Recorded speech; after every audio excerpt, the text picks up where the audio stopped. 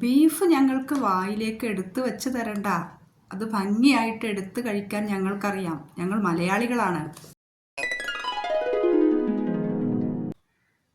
ഇന്ന് 2-3 ദിവസമായിട്ട് കേരളം ചർച്ച ചെയ്യുന്ന ഒരു വിഷയം, ഒരു പ്രൊപ്പഗണ്ട. അതാണ് ഇന്ന് നമ്മുടെ കേരളം 2-3 ദിവസമായിട്ട് ചർച്ച ചെയ്യുന്നത്. കേരള സ്റ്റോറി 2 എന്ന മൂവിയെക്കുറിച്ച്.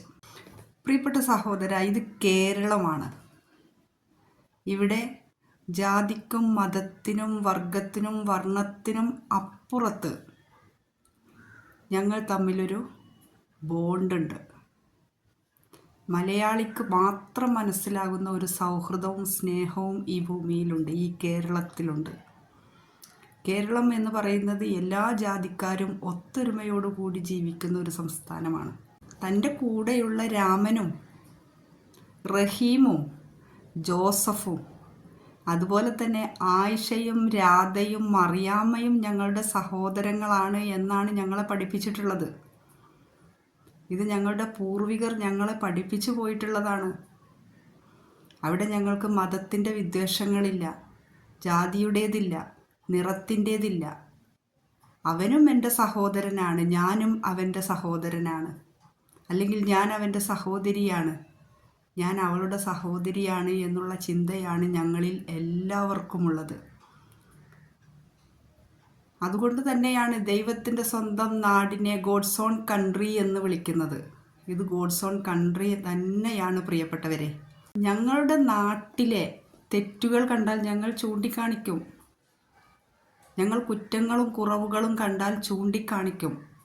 അത് ഞങ്ങൾ പരസ്പരം വിദ്വേഷമുണ്ടായിട്ടോ മതവൈരമുണ്ടായിട്ടോ അല്ല.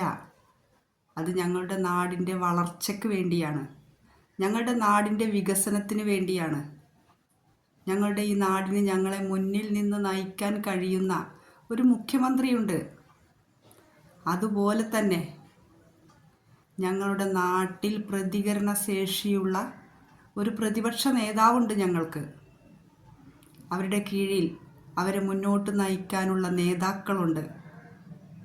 അവരെ കൂടെ നിൽക്കാൻ കഴിയുന്ന ജനങ്ങളുണ്ട്. ഞങ്ങൾ ഞങ്ങളുടെ നാടിൻ്റെ ഒരു കാര്യം വരുമ്പോൾ ഞങ്ങളെല്ലാവരും ഒന്നാണ്. അവിടെ ഞങ്ങൾക്ക് മതമില്ല, ജാതിയില്ല, പരസ്പര വിദ്വേഷങ്ങളൊന്നുമില്ല. പെരുന്നാൾ വന്നാലും ഓണം വന്നാലും വിഷു വന്നാലും ക്രിസ്മസ് വന്നാലും ഞങ്ങൾ ഞങ്ങളുടെ സഹോദരങ്ങളുടെ വീട്ടിൽ അത് ആഘോഷിക്കുകയും അവിടെ പോയി ഭക്ഷണം കഴിക്കുന്നവരുമാണ് മലയാളികൾ. പള്ളിപ്പെരുന്നാളിനും അമ്പലങ്ങളിലെ ഉത്സവത്തിനും ആണ്ട് നേർച്ചക്കും ഒത്തൊരുമിച്ച് കൂടുന്നവരാണ് മലയാളികൾ. അതാണ് മലയാളിയുടെ ഐക്യം എന്ന് പറയുന്നത്. ഇനി ഒരു കാര്യം കൂടി പറയാം സഹോദര. ഞങ്ങളുടെ വായിലേക്ക് ആരും ബീഫ് കുത്തി നിറക്കേണ്ട കാര്യമില്ല.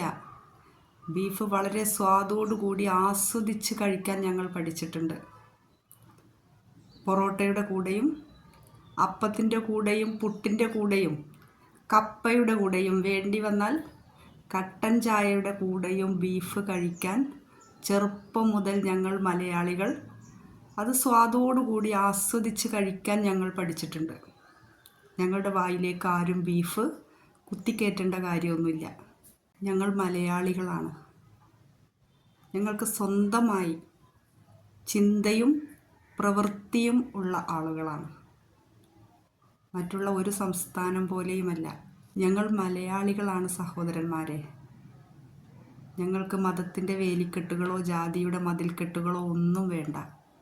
ഞങ്ങൾ സാഹോദര്യത്തോടു കൂടി ഇനി കേരള സ്റ്റോറി 1 അല്ല 2 അല്ല ഒരു 100 എപ്പിസോഡ് വന്നാലും കേരളത്തിൻ്റെ മത ഐക്യം, മതേതരത്വം ഒരിക്കലും നിങ്ങൾക്ക് വിള്ളലുണ്ടാക്കാൻ കഴിയില്ല. എൻ്റെ പ്രിയപ്പെട്ടവരെ, എന്നെ കേൾക്കുന്ന എൻ്റെ പ്രിയപ്പെട്ടവർ, കേരളത്തിൻ്റെ പ്രതികരണം നിങ്ങൾ കമൻ്റായിട്ട് തന്നെ രേഖപ്പെടുത്തണം. കേരളം എങ്ങനെ ഇതിനെ കാണുന്നു എന്നുള്ളത് കമൻ്റായിട്ട് തന്നെ രേഖപ്പെടുത്തണം. Thank you.